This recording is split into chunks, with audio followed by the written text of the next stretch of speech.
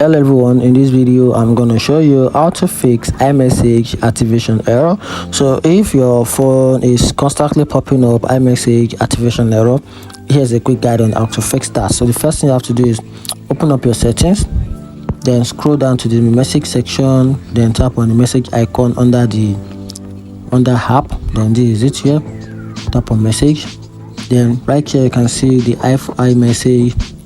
If you check and this is off, just try and toggle it on, then configure the iMessage receive or send for the iMessage. For example, if I tap this, I can receive iMessage through this number or the email provided.